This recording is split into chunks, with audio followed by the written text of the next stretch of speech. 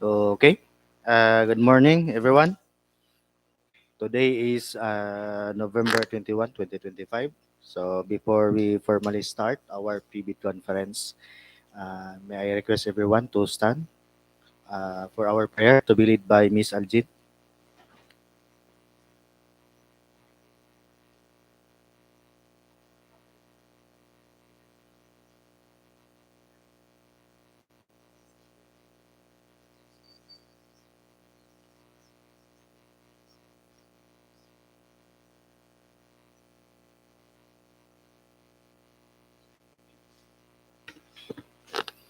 So again, good morning, everyone. Also, good morning to our online viewers, no, to through our YouTube channel. So at this juncture, we will may I request the back secretariat to roll call the attendance of this meeting.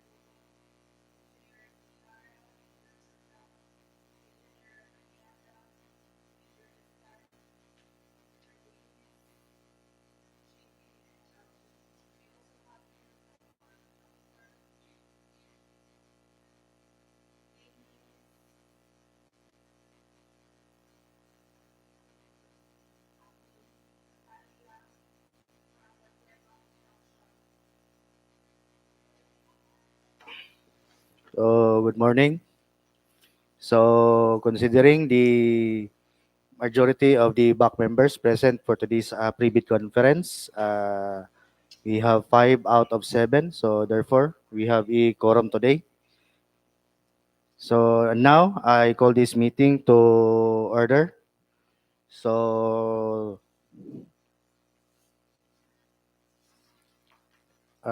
we have these three infra projects for our pre-bid conference. First, we have 25HO0187, construction of school health. Ito ba rin? Okay. Construction of school health facilities, Mahanlud National High School, Malabuyoc, Cebu. Next, 26HO004, Convergence and Special Support Program, Basic Infrastructure Program, BIP, Multi-Purpose Building Facilities to Support Services, Construction of Multi-Purpose Building, Barangay Looc, Dumanjug, Cebu. And lastly, 26HO0005, Convergence and Special Support Program, Basic Infrastructure Program, BIP, Multi-Purpose Building Facilities to Support Services, Construction of Multi-Purpose Building, Barangay Doldol, Dumanjug, Cebu. So we have here our agenda of our pre-bid conference. Brief presentation, explanation by the back of the following basic contract data, including contract description, ABC, and duration, requirements of bidding documents, including instructions to bidders, general conditions of contract, special conditions of contract, specification, drawings, bill of quantities specification, drawings, bill of quantities and forms, documents to be submitted by the bidders. We have the technical proposal. So we have here the PCAB special joint venture license, if applicable, in case of the prospective bidder intends to join as a joint venture documents from Section 52.2 of the IRR of 12009 shall be required. Also have the bid security authority of signing official, or the organizational chart for the contractor certification on key personnel, list of major equipment, omnibus warrant statement in the accordance with Section 54.3 of this IRR. B, we have the financial proposal. So for this, we have bid form, bid prices in the bill of quantities, detailed estimates, and cash flow. Letter D, criteria and procedure of eligibility check, preliminary examination of bids, detailed evaluation of bids, post-qualification and award. Second agenda, question and comments from the bidders and replies of the BAC and other representatives of the procuring entity. Three, the other matters. So for the discussion of the three infra projects, may I turn over the floor to our BAC member, also the OIC chief of the planning and design section, Engineer Shara. Thank you, Mr. Chair. Good morning, everyone.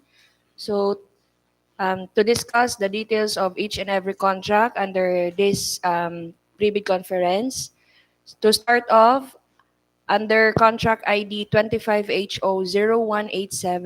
may I call Engineer Sim to kindly discuss the details of this project, please? Thank you, Ma'am Shara. Good morning, everyone. For contract ID 25HO0187 with contract name Construction of School Health Facilities, Mahanlud NHS, Malabuyoc, Cebu. Contract location is at Malabuyoc, Cebu with an ABC amount of 3,547,276 pesos and 26 centavos. Source of funds is BEFF FY 2025 GAA. Contract duration will be 76 calendar days.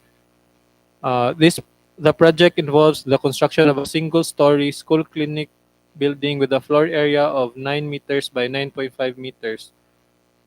The major scope includes reinforced concrete footings, columns, beams, and slab, CHB wall construction, structural steel roof framing, pre-painted long-span roofing with complete roof accessories, ceiling works, door and window installation, and full interior and exterior finishing. The project also covers plumbing works including sewer line, storm drainage, septic vault, and water line installation, electrical rough-in and wiring works, lighting, and panel board installation. That would be all. Thank you. So thank you, Engineer Sim. So let us proceed with the other next contract under 26HO0004 to discuss the details of the project. May I call Engineer Stan? Kindly discuss the details of this project, please. Good morning, everyone. For 26HO004 Convergence and Special Support Program, Basic Infrastructure Program, Multipurpose Buildings or Facilities to Support Services, Construction of Multipurpose Building, Barangay Looc, Dumanjug, Cebu. Contract location is Dumanjug, Cebu. Contract amount is 6,929,995.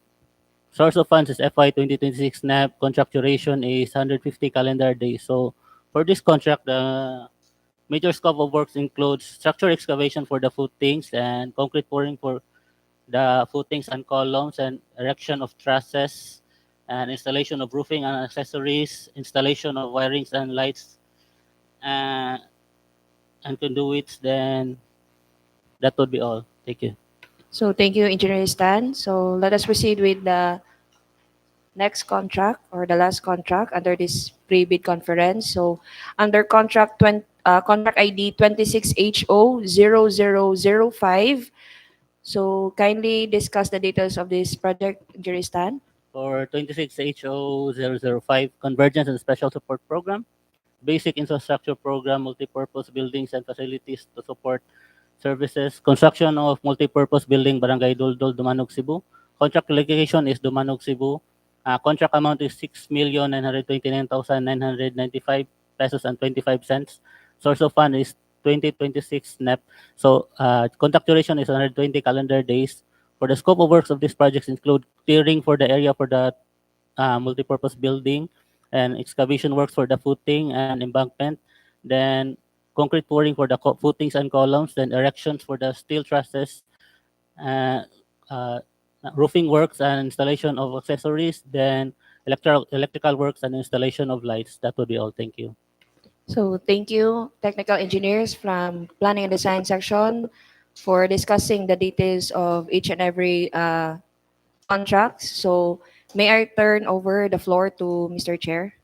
To you, Mr. Chair. Thank you, Ma'am Shar, and our designers. No. So now we will proceed to the instruction to bidders. First, prospective bidders should be registered and registered with and classified by the Philippine Contractors Accreditation Board or the PCAB, with PCAB license applicable to the type and cost of this contract. Contractors, applicants who wish to participate in this bidding are encouraged to enroll in the DPWH Civil Works application at the DPWH Procurement Service, B-Floor, DPWH Building, Bonifacio Drive, Port Area, Manila, while those already enrolled shall keep their records current and updated. Contractors' eligibility to bid on the project will be determined using the DPWH contractor profile eligibility process and subjected for further post-qualification. Information on registration can be obtained from the PRS during the working weekdays from 7 a.m. to 4 p.m. Or at the DPWH website, www.dpwh.gov.ph. Two, bidding will be conducted through competitive bidding procedure using a non-discretionary pass or fail criterion as specified in the IRR, otherwise known as the New Government Procurement Act, NGPA. Bidding is restricted to Filipino citizens, sole proprietorship, cooperatives, and partnerships organization with at least 60% interest or outstanding capital stock belonging to the citizens of the Philippines. Interested bidders may obtain further information from the Department of Public Works and Highways, Cebu 7th District Engineering Office, Recabo Street, Barangay Cogon, Dumanjug, Cebu, and inspect the bidding documents from 8 a.m. to 5 p.m. A complete set of bidding documents may be acquired by interested bidders on in November 14, 2025 to December 12, 2025 from the given address and website below and upon payment of the applicable fee for the bidding documents pursuant to the latest guidelines issued by the GPPB. The bidding documents may also be downloaded free of charge from the website of the Philippine Government Electronic Procurement System or the PhilGEPS and the website of the procuring entity, provided that the bidders shall pay the applicable fee or the bidding documents not later than the submission of their bids. Bid submission may be done manually or electronically. However, bidders should only select one mode of submission, either manual or electronic. Similar to the manual submission, the guidelines of the preparation and submission of an electronic bid are contained in the BDS ITB clauses 17 to 19.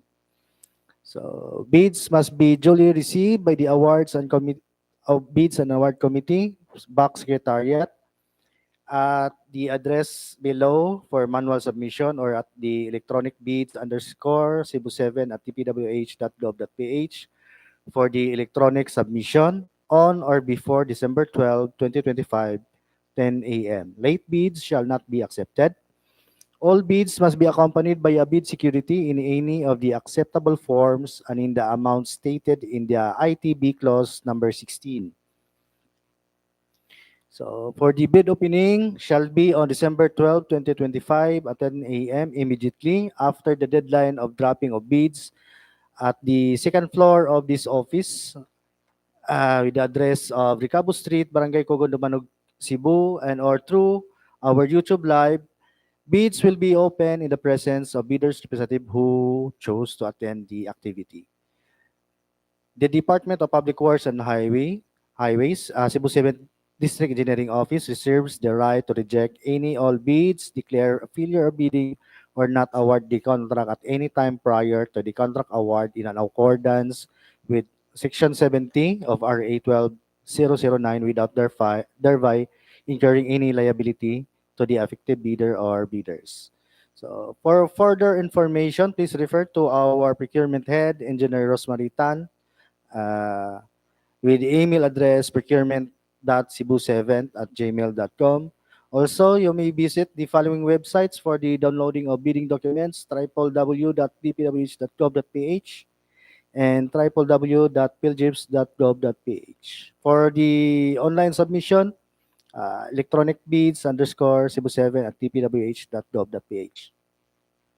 So may I turn over to Engineer Jewelry for the discussion of our technical requirements and also the financial requirements.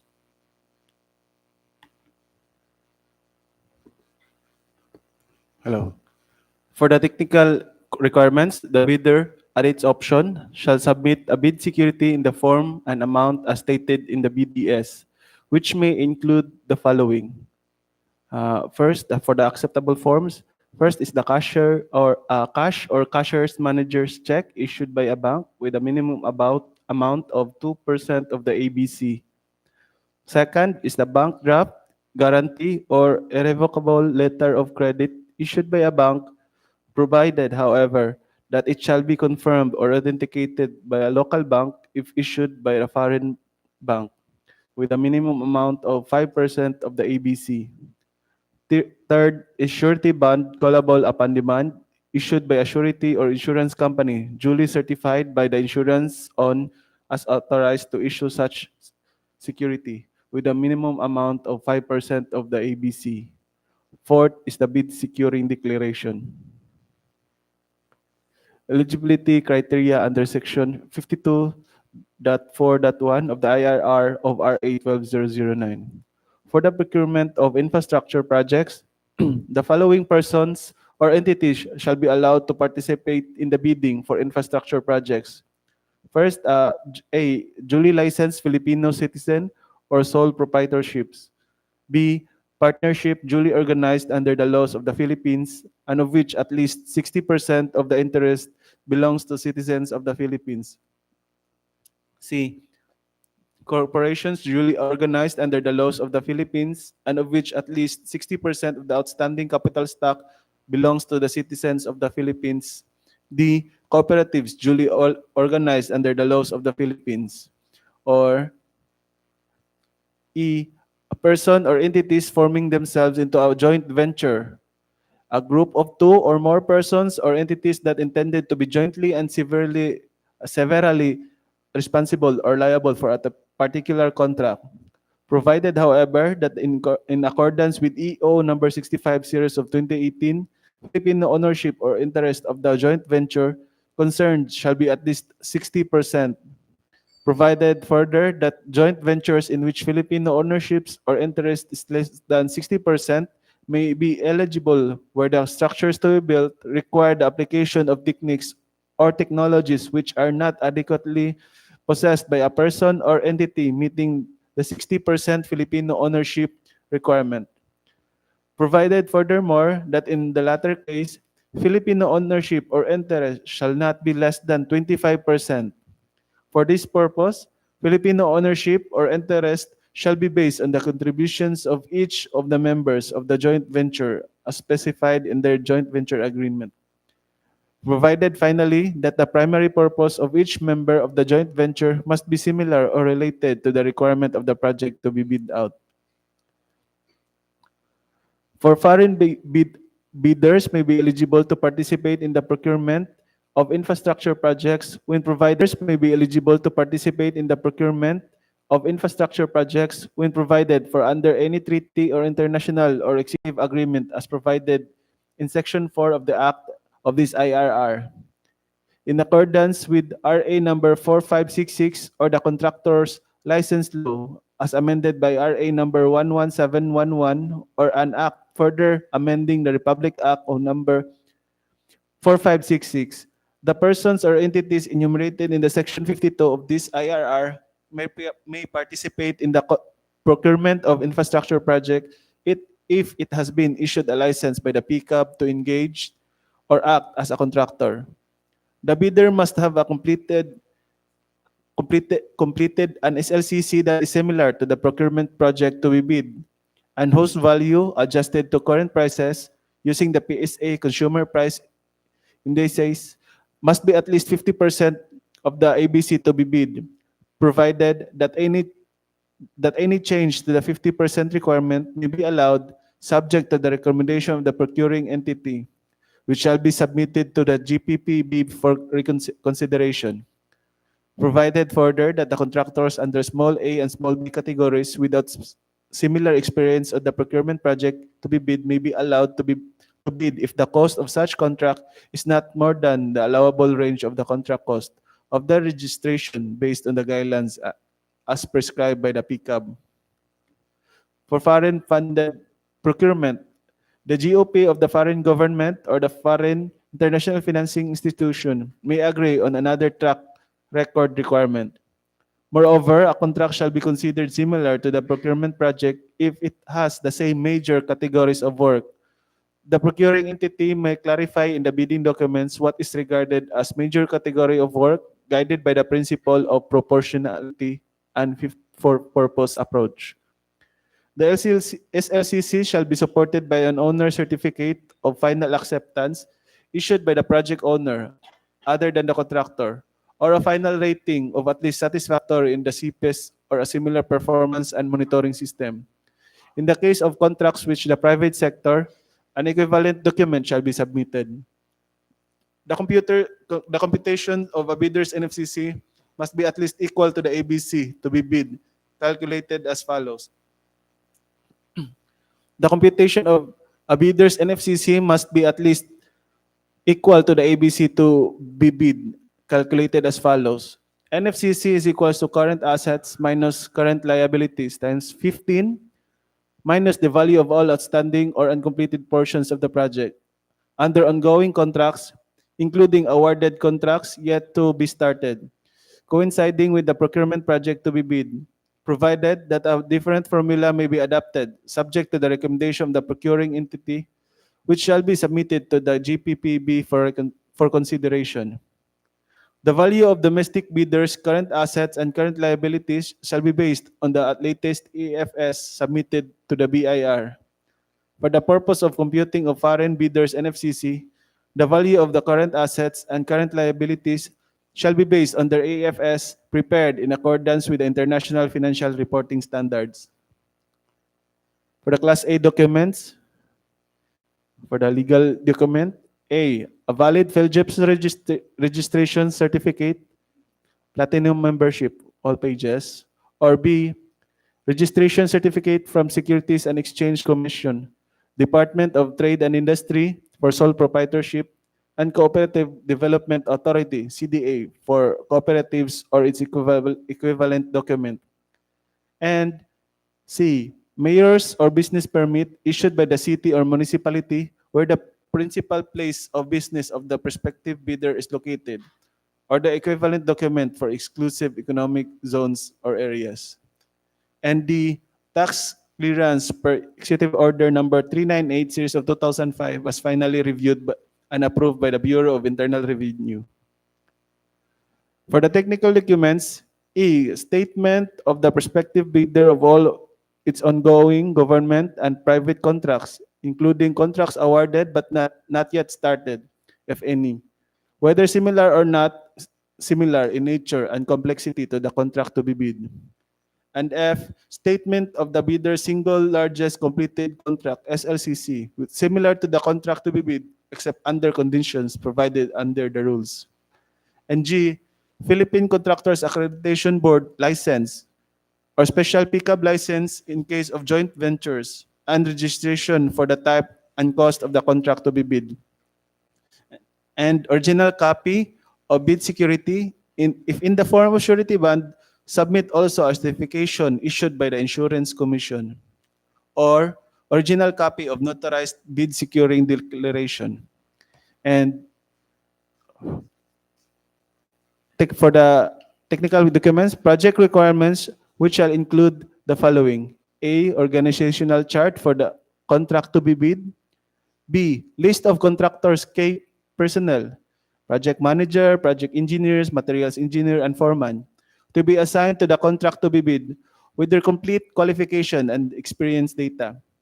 C, list of contractors' major equipments which are owned, leased, and or under purchase agreements, supported by proof of ownership or certification of availability of equipment from the equipment lessor, vendor, for the duration of the project, as the case may be. And J, original duly signed omnibus sworn statement.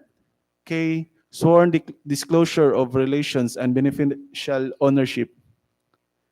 And if applicable, original notarized secretary's certificate in case of a corporation, partnership, or cooperative, or original special power of attorney of all members of the joint venture, giving full power and authority to its officer to sign the OSS and to and to its officer to sign the OSS and do acts to represent the bidder.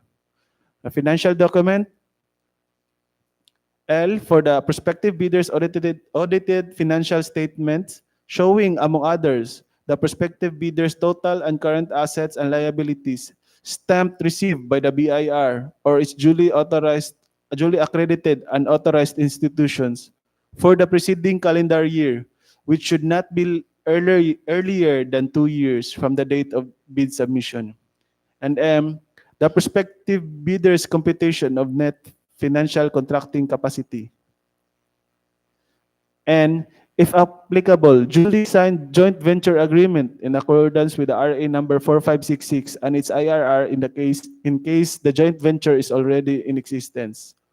Or duly notarized statements from all the potential joint venture partners stating that they will enter into and abide by the provisions of GVA in the instance that the bid is successful. For the bids to be submitted electronically online, the following procedures should be observed following the DO number 87 series of 2020. In case a prospective bidder originally intends to join the bidding as a joint venture, referred as original bidder, has been issued an official receipt of purchase of bidding documents and has submitted an electronic official receipt, but eventually decided to join the bidding with new members or as individual contractors, referred as regroup bidder or vice versa. The regroup bidder should purchase a new bidding document to be issued with the corresponding official receipt in their name and submit the electronic official receipt following the same procedures. Bidders shall submit one original and one copy of the first technical and second financial components of its bid. Thank you, Mr. Chair. Thank you, General Jolry. So for those interested, no, bidders, all those details, no, you can review it in the PhilJebs and DPWH website. So for information lang for everyone, we also send our invitation, no, to our observers from the Commission on Audit, the Philippine Institute of Civil Engineers, Cebu Contractors Association, the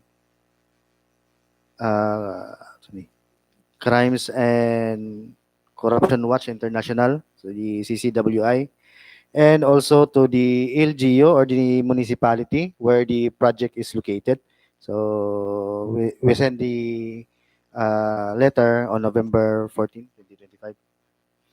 So is there any question? Sa online wala. So there's none, no? This pre-bid conference is now adjourned. Thank you and good morning, everyone.